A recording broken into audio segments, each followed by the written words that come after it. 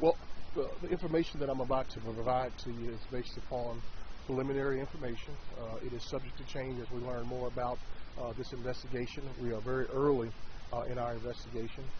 On today's date at approximately 13:50 hours, officers arrived on scene from a call from a tow truck driver that had located a vehicle that he was looking for that had individuals in the car that were unresponsive.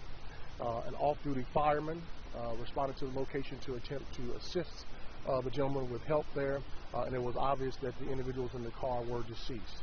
The individuals in the car, which we have not positively identified yet, appears to be an adult and then also 3 kids. The preliminary indications is that this is a possible murder-suicide, but we're very early in our investigation.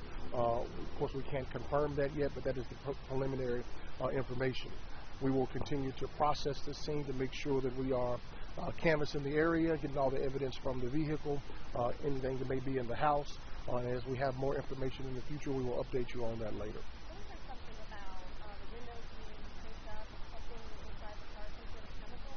I don't know anything about the physical evidence on scene yet because we're still very early processing that.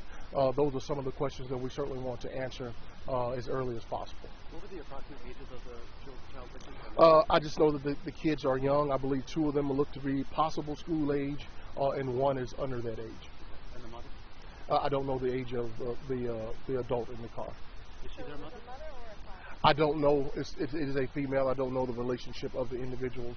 It is an adult and 3 kids. You don't know the relationship of the 3 kids? I do not as of yet.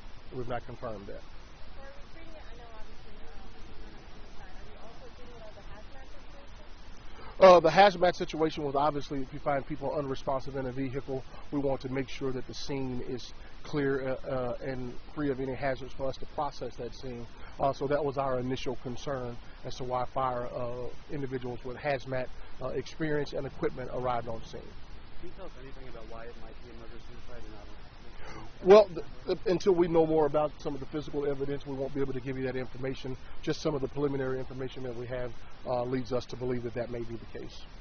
You said that the tow truck driver was looking for the vehicle. Was there any reason why? The vehicle was, we believe, a rental vehicle, and it was, I believe, outside the registration or rental period for the vehicle, and he was there to pick it up.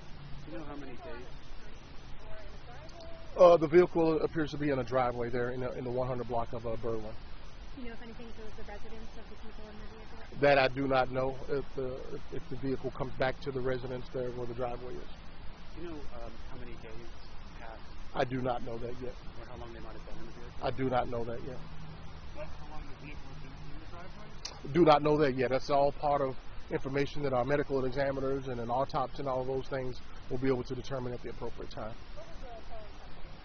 I do not know the name of the towing company. They were here earlier. I believe they just left. You saw the truck that was here. I believe that was it. So they're the ones